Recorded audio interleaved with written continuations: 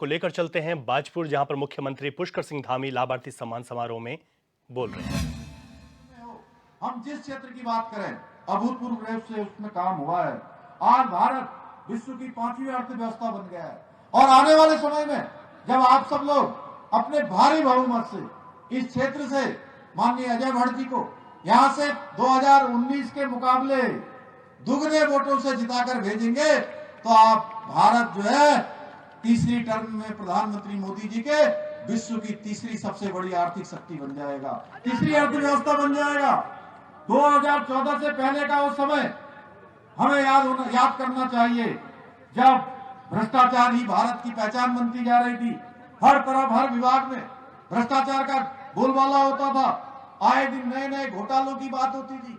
कभी 2G spectrum का घोटाला, कभी 3G स्पेक्ट्रम का घोटाला, कभी कॉमनवेल्थ का घोटाला, कभी कोयला घोटाला। अगर हम घोटालों की उस समय की बात गिनाते रहे तो गिनाते गिनाते ये थोड़े से 10-15 मिनट तो बहुत ही कम पड़ जाएंगे। अगर घंटों का समय भी होगा वह भी कम पड़ जाएगा।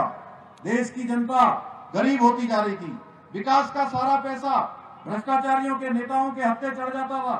विकास की रफ्तार इतनी धीमी थी कि भारत हर क्षेत्र में पिछड़ता जा रहा था और विश्व के अंदर जो भारत की पहचान है वो भारत की पहचान एक दप्पू भारत के रूप में, पिछलग्गू भारत के रूप में, ऐसा भारत जो विश्व के मंचों पर अपनी बात भी नहीं कह सकता था, अपने हितों की बात भी नहीं कह सकता था, ऐसे भारत के रूप में हमारी पहचान हो गई थी।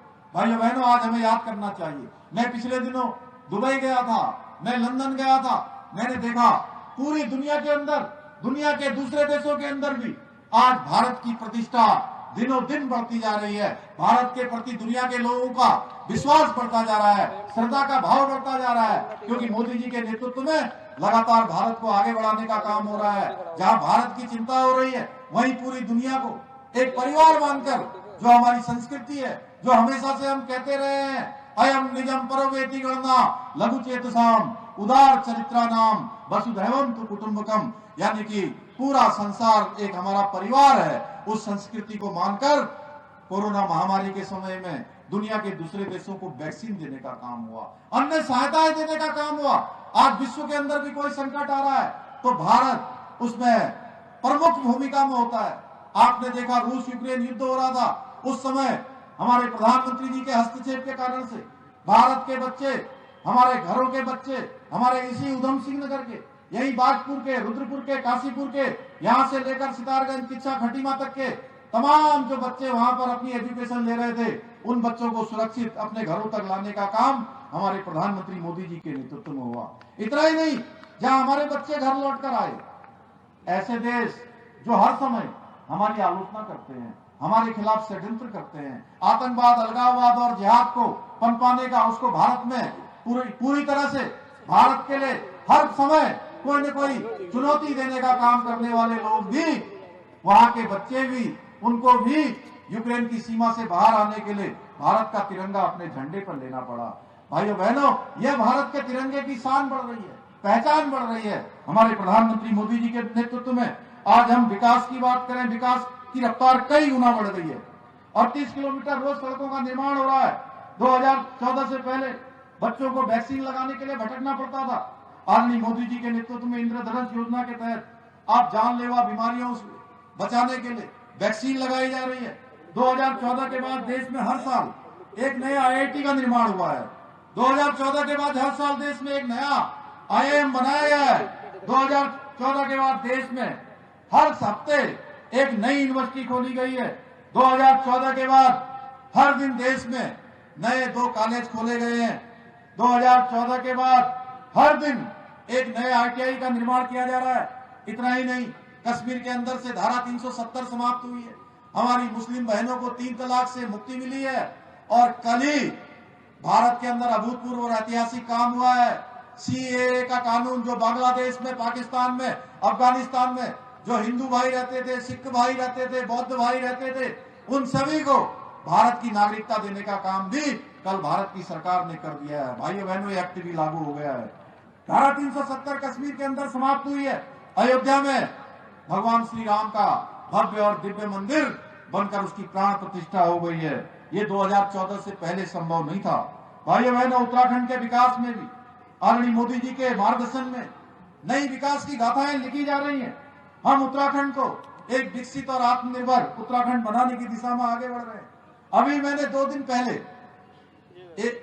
पहले 8,275 करोड़ रुपए से अधिक विकास कार्यों का लोकार्पण और शिलान्यास किया था। मैं समझता हूं उत्तराखंड बनने के बाद ये पहला अवसर होगा कि इतनी बड़ी धनराशि के साथ उत्तराखंड के अंदर एक दिन में शिलान्यास और लोकार्पण के कार्य संपन्न हुए हैं। पिछले 2 महीनों की अगर मैं बात करूं तो 18,000 करोड़ रुपए से भी अधिक धनराशि के कार्यों का लोकार्पण और शिलान्यास किया गया है। हम उत्तराखंड के इंफ्रास्ट्रक्चर को हर तरह से मजबूत बनाने पर कार्य कर रहे हैं। हम सड़कें बना रहे हैं, स्टेडियम बना रहे हैं, विद्युत परियोजनाएं एवं जल परियोजनाओं पर मजबूती से काम कर रहे हैं ताकि उत्तराखंड का भविष्य उज्जवल और सक्षम बने।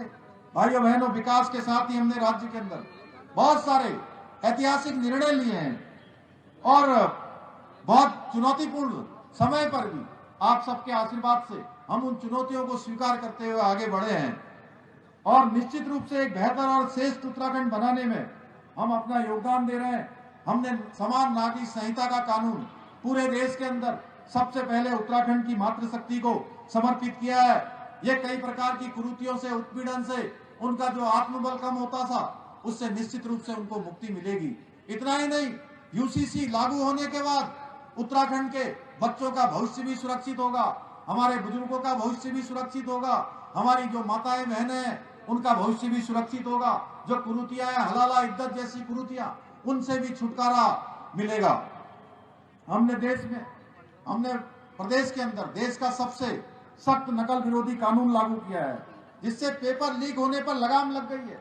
अब हमारे बेटे बेटियां, हमारे भाई बहन, गरीब माता पिता का बेटा और बेटी, अब अगर उसके अंदर योग्यता है, क्षमता है, प्रतिभा है तो उसको चयन से कोई रोक नहीं सकता है। उसके लिए भी हमने रास्ता बना दिया है।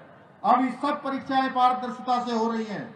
मैं स्वयं चयनित जो अभ्यर्थी हैं, प्रत्येक दिन किसी न किसी विभाग के जो चयन होने वाले हमारे अभ्यर्थी हैं उनको उनके नियुक्ति पत्र प्रदान कर रहा हूं। इसके साथ ही हमारी सरकार ने लैंड जिहाद के खिलाफ भी मजबूती से मुहिम चलाकर अब तक लगभग 3,500 एकड़ से भी अधिक भूमि को अतिक्रमण से मुक्त कराने का काम किया है। भाइयों बहनों, हमने उत्तराखंड के अंदर अशांति पैदा करने वालों को भी, उनको भी किसी तरह से हमने कहा है कि ठोस कार्रवाई उनके खिलाफ होगी, कठोर कार्रवाई होगी। और इतना ही नहीं, उत्तराखंड देवभूमि है। उत्तराखंड के अंदर हम सब लोग एक दूसरे के साथ बड़े भाईचारे से रहते हैं, बड़े प्रेम पूर्वक रहते हैं। लेकिन अगर कोई अशांति फैलाने का काम करेगा, कोई उपद्रव करने का काम करेगा, कोई दंगा करने का काम करेगा, उसके खिलाफ हम सख्ती से निपटेंगे। इसके अलावा इतना ही नहीं, अब आगे से कोई सरकारी संपत्ति को नुकसान पहुंचाएगा, आगजनी करेगा।